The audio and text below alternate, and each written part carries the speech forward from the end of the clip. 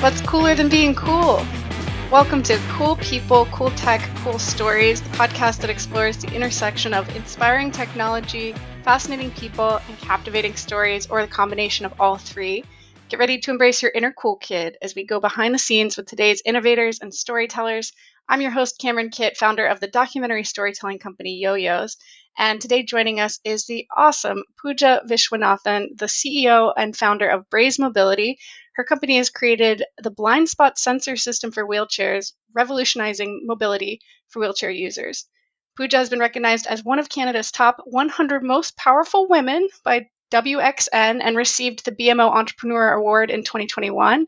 With a PhD from the University of British Columbia in AI, computer vision, and robotics, she is also an assistant professor at Western University. I didn't know that part. Let's dive into this inspiring journey of Pooja Viswanathan and her remarkable story behind Braze. Welcome to the show, Pooja. Yeah, thanks so much. It's awesome to be here. We've chatted before, and so it's nice to be on your podcast. Yeah, you definitely were someone that came to mind when I was like, cool people, cool tech, cool stories. I think I'm hoping to pull some of those stories out today. So, you know, I think, as I was just saying, I think you're kind of the definition of a cool person because you're helping people with disabilities, you're working in robotics. Tell me, growing up, did you consider yourself a cool person? I don't know. I don't know how one thinks of themselves as a cool person, but I think. I think I embrace my quirkiness. I think that's probably how I like to think of it. But it's interesting that you say that because I didn't really remember growing up saying that I wanted to be a roboticist or anything like that. But when I met one of my schoolmates from like elementary school, like 20 years later. And we were chatting about what we remembered about each other growing up because we did school together in the Middle East, and I'd never been back, and we ended up meeting in London, UK. So it was kind of like a really, really crazy encounter after a really long time. And she apparently remembered me saying that I wanted to work with robots when I was older, but I have no recollection. So really interesting. I probably said a million other things as well, but I But think I she was always remembered fascinated. that. Yeah, it's interesting. You Yeah, it's like remember that? how people see you versus how you see yourself is always going to be different. But that's cool. So you're really living the 7-year-old Pooja dream right now. It's Yeah. yeah, it's so cool because the only other thing she remembered about me was how I would climb up the doorway, like scale the doorway and go to the top and eat a banana and somehow like apparently I thought that was funny, which is also interesting because I really love climbing. Like I still climb. So Yeah. so it's so interesting how, I think you kind of find the same passions when you grow older that you liked as a Yeah. kid. Yeah, like that little kid's still in there. Yeah. And yeah, you're climbing up a lot of different ladders and you're doing a lot of amazing things. And how old is Braze? Braze is now almost 8 years old, actually. Wow. I mean, that's amazing. What Yeah. would you say it's been the most rewarding moment of the career so far? I think one of the most rewarding, and there's been so many of them, but I think one of the biggest success stories for us, and maybe sort of stepping back for a little bit of background in terms of how I got Oh into all yeah, what this. is it? Yeah, so I actually started out to solve this problem and build smart wheelchairs because of the first time I went into a long term care facility. So I'd never been to a long term care facility before. I have grandparents that aged very gracefully into their 80s. I have a grandmother who's still alive in her 90s.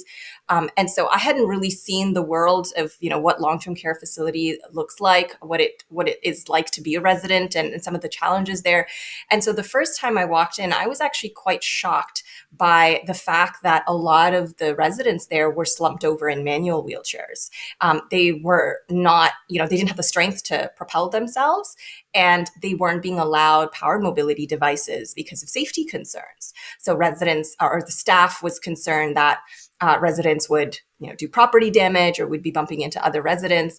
And so because of that, you saw so many residents that didn't have independent mobility, which then impacts quality of life. And so that was really heartbreaking to see because I hadn't seen that side, and having seen my grandparents have their mobility, like almost until they passed away, it was kind of a big eye opener for me. And so I wanted to be able to provide that for others as well, and that was really what drew me into this area of smart wheelchairs. And it was kind of interesting timing because it was right around the time when we were starting to see a lot of sensor technologies Hmm. be introduced in the automotive sector. So Hmm. this was back in 2006. So they weren't as pervasive as they are today, but you were starting to see them on some of the luxury brands. And so really the question then became, well, why can't we have this technology available to wheelchair users so that we can solve some of those safety challenges and not violate their human right to mobility?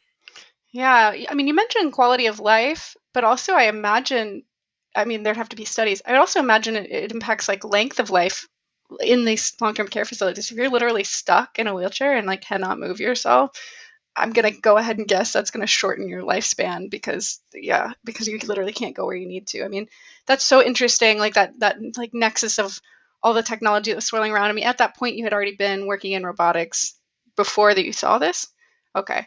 Yeah. I had just So started. interesting. I had been working in the assistive technology space. Previously, I had been working on some research projects to build wayfinding devices for people who are blind. And so I was already introduced into the field of assistive technology, but this was right around the time where I had joined a lab in the University of Toronto that were interested in bringing this robotic sensor technology to wheelchairs. But when I went into the long-term care facility and actually saw the challenges, it just gave me that motivation to actually push forward in that Yeah. space. Because I don't think I truly understood the rationale when I just joined the research project. You know, it just seemed Hmm. like a fun project. You get to build cool robots, and and in the project, the way that I saw it, I was just going to be driving around in a wheelchair and crash testing and doing some, fun stuff. I was like, why not? And they were going to pay me to do it. So I was like, cool.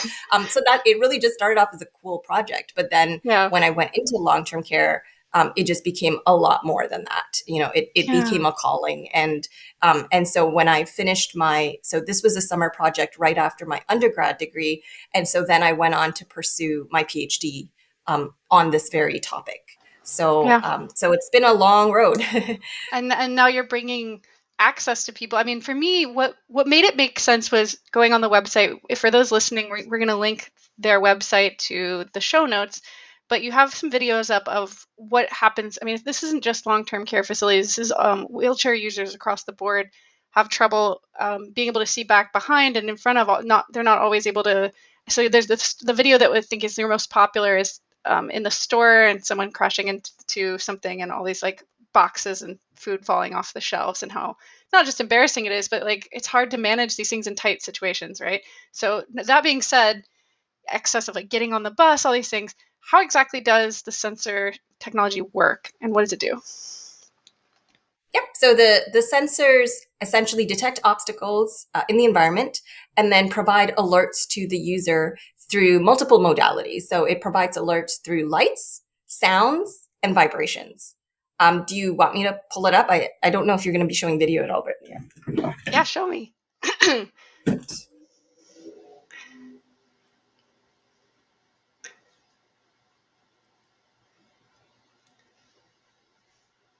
Yeah, this is something you really have to see to believe. So if you're listening, go to their website, Braze Mobility, and you'll see all sorts of photos and videos of people in action. Cool. Whoa, lots of lights, lots of cameras. And this goes on the Yeah. back of the wheelchair, correct? Yeah, so I'll talk about the different components because Cool. the big sensor that you see on the top, so it Hmm. has multiple sensors built into it. That's what we call the Sentina, and the Sentina is typically mounted on the rear of the chair. So it's meant to detect 180 degrees of horizontal coverage, and then it has about 45 to 50 degrees of vertical coverage. And so the idea then, and then this is what we often see, is the biggest challenge is typically when backing up and backing into Right. tight spaces because there's hardly any visibility behind the chair. And in fact, we had a really interesting study that was published by some researchers, and it was a sort of a collaboration between a couple of different universities. But the interesting thing that we saw in that study was that participants who were not using our sensors and were trying to detect obstacles while they were stationary, mind you. So this is not even when they were driving. They were just sitting in their chair and they were asked to detect obstacles in the rear. and they were asked to identify the location of the obstacle, they only had 44% accuracy detecting obstacles back there when the obstacles were low and stationary. Versus with the Braze blind spot sensors, they were able to detect it with 96% accuracy. So Wow. that just goes to show you how poor the general visibility is back there, and people are literally just guessing because the backrest itself. And for those of you who are sitting in regular office chairs, right, if you just try to look behind you and see the floor behind your chair without cheating and without Yeah. swivel chairs and without turning around, but if you just Yeah. look back there, it's really, really difficult.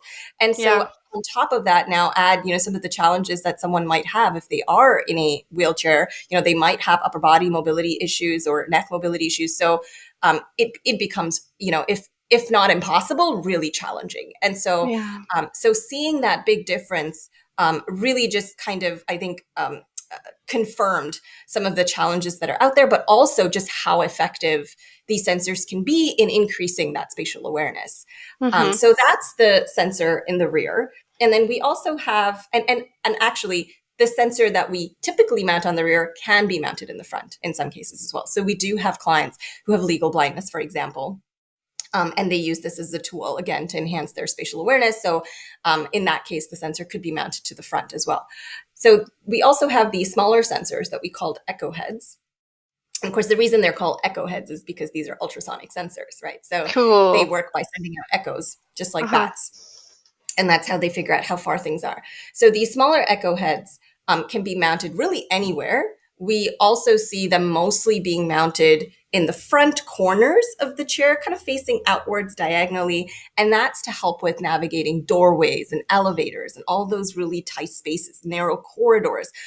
So that's, again, where we see a lot of damage. And so the most popular configuration that we see with our clients is one of the bigger Sentinel sensors in the rear, and then two of these smaller echo heads on either side of their chair pointed outwards. So those are the sensors. And then we have, and I'm just going to turn this off to stop kind of distracting. But this is the controller. And so this is just a small black box, right, that has some buttons and switches on it. And so this helps to control all the different feedback and modalities. And so the controller is typically mounted where the user can see it. That might be beside the joystick if it's a power wheelchair. Now, if it's a manual wheelchair, which, by the way, our system is compatible with as well, it can be clamped on, to kind of under the armrest and be mounted on sort of a gooseneck so that the client, once again, can Yeah. see it. And so the controller offers the lights, which I'll go over in a second, and it has the switches for the auditory and vibration modalities. And then it has the big button that you see there is to toggle the different modes. So we have a short range mode and a long range mode. So I'll start to explain what all of that is. So when I turn it on, the first thing that we'll see is a blue light. And that one blue light indicates that we're in short range mode. So short range mode means that if we detect anything within 2 feet, a yellow light will go off. And if we detect anything within 1 foot, the red light will go off. So right now you can see that yellow light coming on because the sensor is seeing my laptop. And so I'm going to put my hand and move my hand around from one end to the other, and you'll start to see that the red lights there are following my hand because they're detecting my hand within 1 foot. So those lights there on the bottom row are used to indicate sensors or obstacles that the Sentinel is detecting. So that's the rear. And any echo heads that are plugged into the system will show up on the top row. So when the client's looking at it, anything on the top means obstacles in front of me, anything on the bottom means obstacles behind me, and the different directions as well. So you've got the left, middle, and right. So that's how the lights work. It's fairly intuitive. And the reason we chose the red and yellow colors, of course, is because it's very similar to traffic lights. And a lot of my prior research was actually with users with cognitive impairment. And so one thing that I learned through a lot of that research is sometimes learning new things can be challenging. So with it's really a good idea to incorporate things that they might already be familiar with. Right. So we saw that quite a bit when we were testing early on with individuals with, for example, like low to moderate dementia. They would still know what those lights meant. It Yeah. was simple enough, right, that they could understand. So that's how the lights work. And then we have the audio feedback. So if I push that Mm-hmm. button down, we've now activated audio. And so now if I get my hand within that foot, we have a beep that comes on. Awesome. So that's the audio feedback, really simple. And then finally, we have a vibration alert. So if I turn that switch on, so that can be toggled as well, we have a vibration modality. And there are typically 3 vibration pads that we can install. So this is just one of them. It's really, really thin. It's just kind of like a foam pad that has a motor in it. And we can put one of these on the right and the center and the left. And so now what you get is directional feedback. So if you're Wow. going through a doorway and you're too close to the right side of the chair will vibrate. Or if you're too close Yeah. to the left side of the chair will vibrate. So this might be familiar to some of you with the lane correction in cars these Yeah. days where, Yeah. the whole wheel vibrates. So the nice thing about this is you're actually getting that vibration on the side that the obstacle is detected. So again, very intuitive. We saw that individuals, even with cognitive impairment, were able to kind of understand that that's a warning. I need to slow Mm-hmm. down. I need to pay Yeah. attention. I need to look around me, which is great because we're encouraging people to just be more cognizant and be safer. So cool. A couple things on that. One, you just mentioned, I think when you and I had talked before, there's a lot of misconceptions that the general abled public doesn't understand. One is not everyone in a wheelchair is mentally impaired, right? Like I think That's that's right. just something. Two, I just didn't think about how backing up would be a problem, right? I've never thought about that. And so it's so interesting to think of like, okay, that's just one more way that access is restricted. It's not just ramps, it's not just wheelchair access to buildings, it's literal space navigation. And I think what's so cool about what you just showed me is it's like a way to upgrade. These chairs, if they're powered, are often pretty expensive, right? These are That's like, right. so this is a way to upgrade it without having to buy a new system. And I don't even know if there are systems that have this built in, but you can basically like turn your chair into like a luxury car with all these sensors on it, right? So like you're suddenly in like a Lexus that beeps, and yeah, all these new cars they give you a lot of alerts. I think that's just so fantastic. I mean, I talked the way that I know that this happens is, there's like people who are, oh gosh, now I can't remember the word. They're like the people that like work with wheelchair users in the direct wait, what is Personal that? What is it? support workers. The personal support workers. So I talked to some of them, and this one guy, Dean, had said that he remembered installing these sensors on the chair, and this young lady was like suddenly able to leave her room and go get mail from the mailbox, and like those two things alone were like causing her to be so happy that like her smile was shining out of her face. Like those kinds of things are so small to me. Like I don't think twice about being able to pick up my Amazon package, right? So my question for you is, what of your favorite stories of actual users that really touched you? Yeah. Yeah, and so this is where we kind of come full circle because, as I mentioned, long-term care was where I started. And although these sensors now are available to anyone, and we do see impact with really everyone that uses the sensors, the biggest success story that I can think of was actually a resident in long-term care. And she was someone who had used a power wheelchair for a long time, but the staff was starting to see accidents. They were starting to see accidents in certain places. They were a little nervous because during meal times, the lunchrooms can get pretty crowded. And so they were worried about her backing up into other residents. And so they had already restricted her mobility quite a bit. They had, slowed her down. They had completely prohibited her from going to the mall on her own, which was something that gave her a lot of joy. Like that was a huge part of her quality of life. And so they had done these things, and they were actually at the point where they were almost about to take the power wheelchair away from her. So she would have become one of those residents that could no longer be mobile. She wouldn't have been able to propel in a manual wheelchair. And so she would have been completely dependent on others to porter her around. And before they made that big decision, and it's a really hard decision to make. And I know a lot of therapists, they're not just doing this, right? Like it's heartbreaking for them as well. They really want their residents to stay independent, but sometimes balancing the safety of other residents, of the resident themselves, the wheelchair user themselves, with all these other things can be really challenging. And so they reached out to us as sort of like a last ditch effort, saying, hey, they'd already had other residents using our sensors successfully in the facility. So they said, hey, we're at that point. We're really considering taking the power chair away. We don't want to do that. Mm-hmm. We want to give your sensors a shot and see if that can help. And so we went in, we put the sensors on. I actually went around with the client and followed her, to kind of see the sorts of challenges that she was having, the areas that she was having trouble with.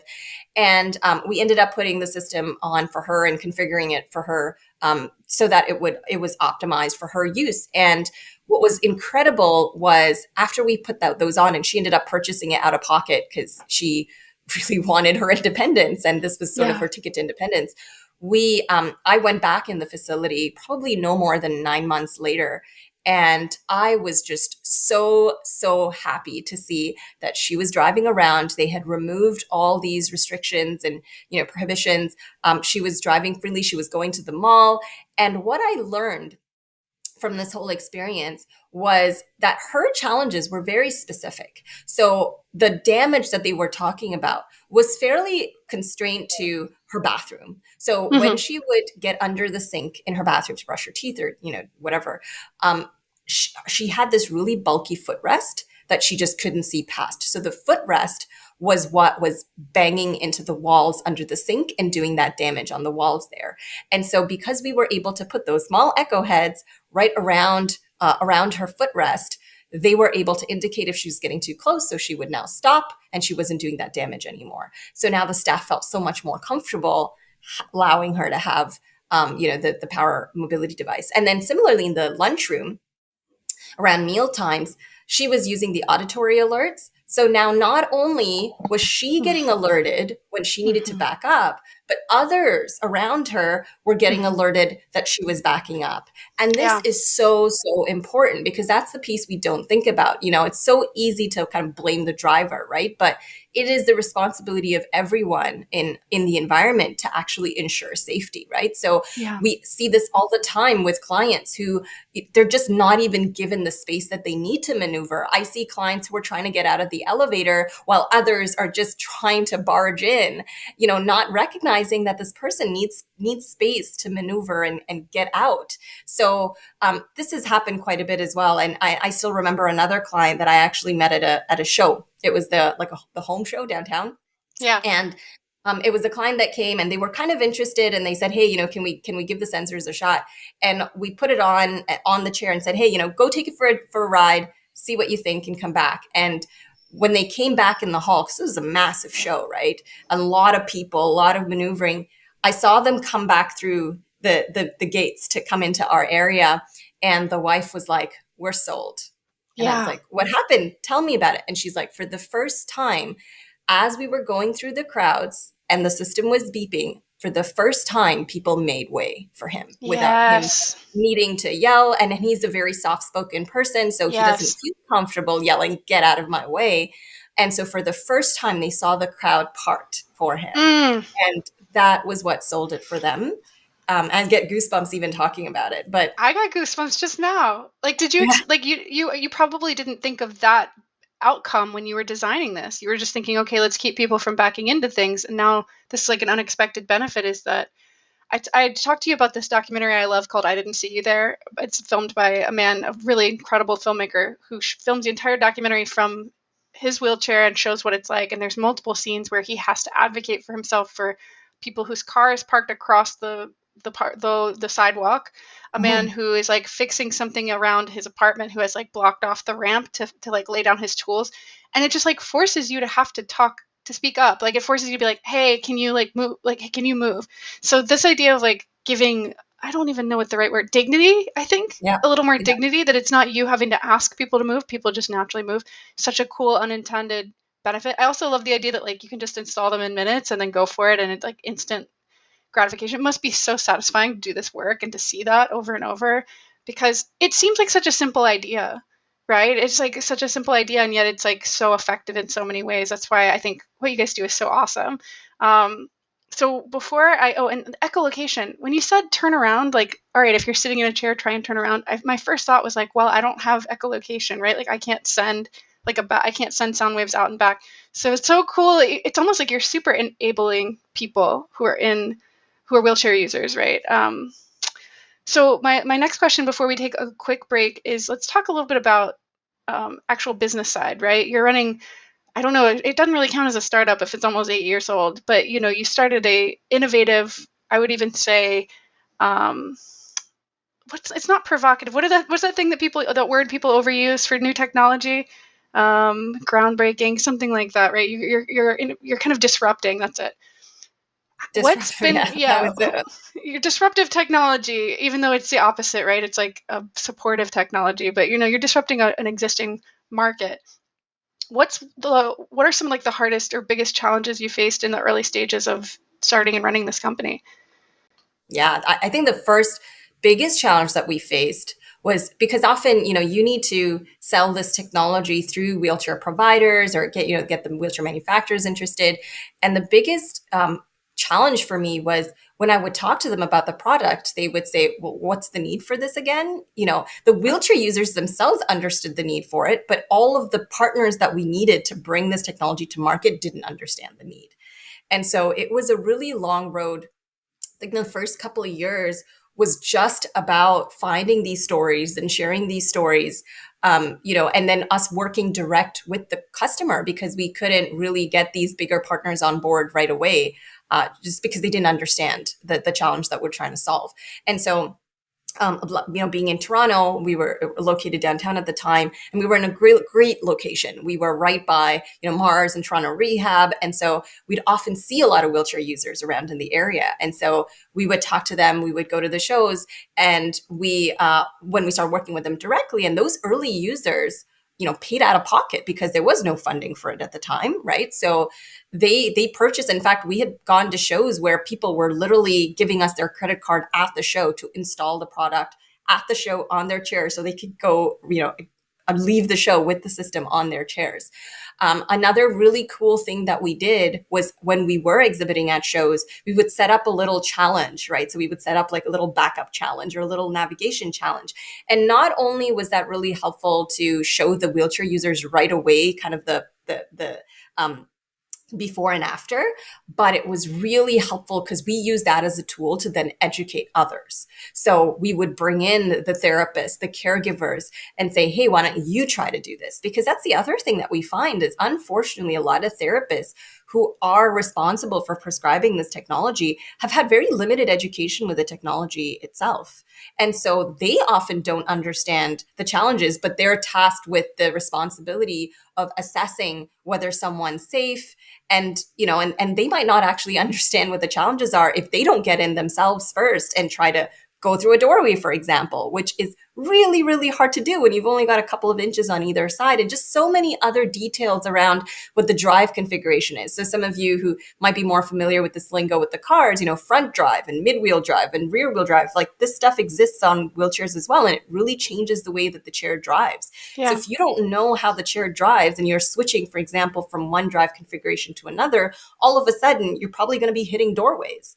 I had one of our first customers say that within the first year of him getting the chair, and the chair was sort of just dropped off at his house, he didn't, with a manual, and like received no training, he'd already done over $10,000 worth of damage in his house in the first year that he received the power chair. So these things are destructive. I mean, as amazing devices as they are, and they give so much independence and Yeah. mobility, power wheelchairs are heavy, they're bulky, and they can be very, very destructive. Yeah. And so that's, again, another area where having these sensors, especially when somebody is in the early stages of learning the footprint of their chair and how to navigate, it can really save people a lot of damage.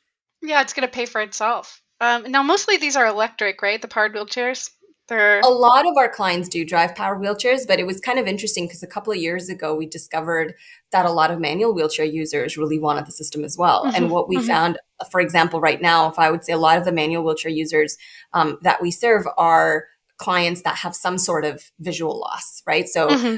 maybe they have peripheral vision loss, maybe they've had a stroke, so they have like neglect on one side, maybe they have legal blindness. There's a big spectrum that we see there. But again, once again, the visual deficits, right? Not being able to see what's around you can also create challenges for manual wheelchair operation. Of And course. just in general, right? Like most environments are not wheelchair accessible, whether it's a power chair, whether it's a manual wheelchair. We Yeah. still have a big challenge ahead of us if we really want to make places accessible, we have a long, long way to go. And so this is just one other way in which we can help people navigate in a world that's not really accessible to them. And like I mean, just again, giving someone independence to make their own life decisions has such a huge impact. And it's something we never think about if you are able bodied, right? If you're able bodied and bipedal, you don't think about it. You don't realize how much you are taking for granted. What you said, I think, is so funny and so smart is not only doing challenges, like making things interactive, but asking people who are like serving wheelchair users to get in the chair and do it themselves. Like, really, that is how you change minds, right? Experience and stories. And you mentioned how the biggest thing you need to do in the beginning was just gather stories to have proof and show. So I think that leads well into our little break. This podcast is brought to you by Yo-Yos. You Own Your Own Stories, a documentary storytelling company that demystifies cutting edge technology with emotional human stories. If you got a cool story to share, we can help you get it out there. So yeah, I mean, I think Pooja, like I wish everyone knew about this, right? Um, what would you say has been one of those strategies that's been really effective at overcoming all the barriers in like getting involved in healthcare and insurance? You know, what has worked at kind of navigating this new landscape? Yeah, I think getting out there a lot, like we did, especially in the early days, I was traveling all the time. I was basically living out a suitcase, just going to all of the major conferences, talking to people, trying to get some big partners on board early on. I still remember one of the first kind of successes we had was the very first show that we went to with a really, now when we look at it, kind of an embarrassing prototype. But it's so important to go out with those embarrassing prototypes, and I love what I learned from somebody else very early on in my journey, because I used to do a ton of these like free workshops because I had zero entrepreneurial experience. And so I was very open to any advice that people could give me. And they said, if you're not ashamed of the first prototype that you go out there with, you're launching too late. And so that really stuck with me. And so the first prototypes that we took out were truly, truly embarrassing. But what was unbelievable about it was, I mean, there's so many things I can say about that. We went out to the show. So we took this really, really big, bulky 3D printed prototype. And we found a couple of people there, Lisa and Byron, who are well known to the industry. And they came over and they said, this is an incredible product. They saw the need for it right away. They have so much experience in this industry. They are people that I look up to as sort of the kind of people that I hope I could be someday, have had so much interaction. Like they continue, even after so many years, they continue to work directly with their clients. You see a lot of companies that stop doing that, as they get more mature. There's a lot of layers in between and they get more and more removed from their clients. But these are folks that till this day, they are so hands-on. They are still very involved with their clients. They really do everything they can to give their clients opportunities for independent mobility. And so I'm just so in awe of like everything that they do. But they were the first people that came over and said, you've hit a jackpot here. Like, you know what you're doing. This is something that we've seen. And what was incredible that I didn't even know for the longest time, because it didn't even matter, is they actually had a product of their own as well that was built for a similar purpose.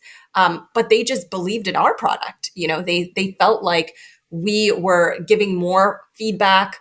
We were doing multimodal feedback, which was, the first time that a system like this had been built, with that sort of multimodality, and the fact that it could be installed on any chair. Like it was, Yep. they just loved what we had. And they kind of took me under their wing, because this was when I was still fresh out of academia. I had no industry connections. I Mm-hmm. didn't know who the key players were. I had no idea how to start this business.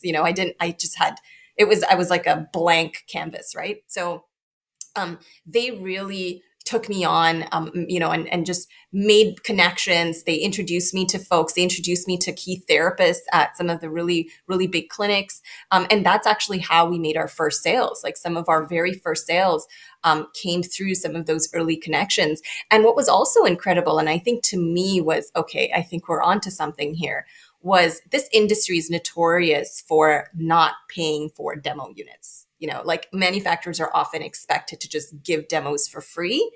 And what I was seeing when I explained to these therapists, like, this is a very small company. Like, we can't afford giving away free units. Like, we hadn't raised any money or anything. I think I'd just gotten my first $50,000 check from Ontario Brain Institute at the time.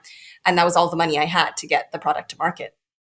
And these therapists went out and found donor money to pay for the demos, which is something that I now, having been in this industry for over 7 years, I don't know how common that is.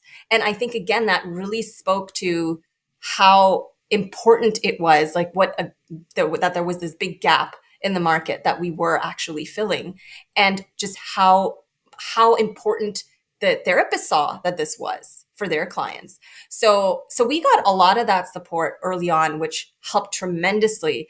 And it was, again, the same sort of one of those similar sorts of events that Byron actually had organized himself. He runs a camp that I still go to every summer, where he brings a bunch of kids with complex health needs and just works with them for a few days. I think it's maybe even up to a week, getting them to try out different equipment. And all these people volunteer and bring in all this really expensive equipment for these kids to try out, so that they can explore how the kids can be more independent. So it's incredible. And I had gone to one of these camps, and that's where I found my first connection to one of the biggest providers in the US. And it was amazing because someone there saw it, believed in it. And next thing I knew, in a couple of weeks, I was flying out to Nashville to speak to the company to add us to their supplier list. So that's sort of how everything unfolded in those first couple of years. But it was a really, really challenging journey. I mean, it still continues to Yeah. be. Anybody that runs a small business knows it's very challenging. It's a mind But game, It's like, can I keep playing it? Yeah, go ahead. What were you going to say? yeah, no, I was just saying, I think what is incredible about this industry is just how much people care. And Hmm. and I think we would not be where we are today had it not been for so many people that believed in us, that supported us. And I think more than anyone else, like the end users that we were building with. I remember back in those days where it was really embarrassing technology and maybe wasn't quite working all the time.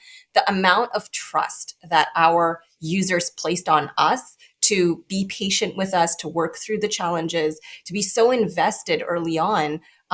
They were constantly giving us feedback saying, hey, I don't really like this, how about this?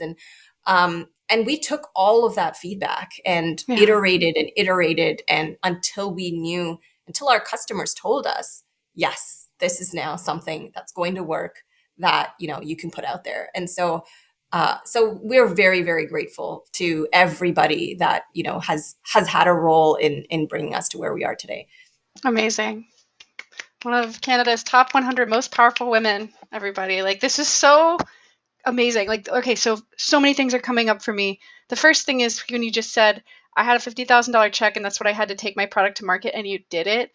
I think of all these studies that I see on LinkedIn of like VC funding for women is less than 1%. Like, it's just so funny to me. It's like, this is somebody who just did something that's like impossible, right? Like, unbelievably impossible. And you just made it happen.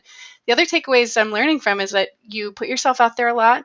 You put out something that you were afraid to show, and you really focused on making connections with people. And those connections were what carried you through. And it just shows how much of a need you're filling, right? You're not out here trying to just 100% turn a profit. You're filling a need for people who need this service.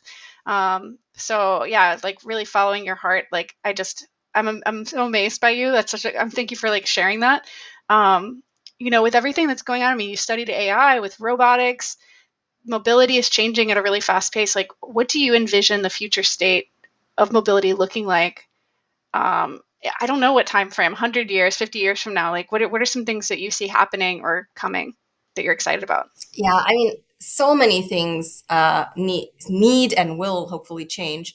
I mean, I guess in the short term, one of our biggest goals is to just make sure that every chair just has this technology by default. And that's something that we've been really working hard on for the last couple of years, working with the wheelchair manufacturers. We've seen so much more openness now. And I think finally, like, we're hearing the wheelchair manufacturers themselves say, we know this is the future and we are going to have to invest in this technology, right? And that's been also like a huge win, because to rewind back 7 years where they were like, what, why do wheelchair users need sensors, to now be like, yep, this is it, like this is what it needs to be, and it needs to be standard. It shouldn't have to be users advocating for it, fighting for funding, right? It should just be on every single, especially every single power wheelchair, and certainly accessible to anyone who needs it. We're even seeing demand for this product for scooters, for walkers. So it's really a product for any personal mobility device where spatial awareness is a challenge. And so that's kind of, we see this product growing in that way, in that it's going to be, I think, helping people just across the board that use any sort of personal mobility device.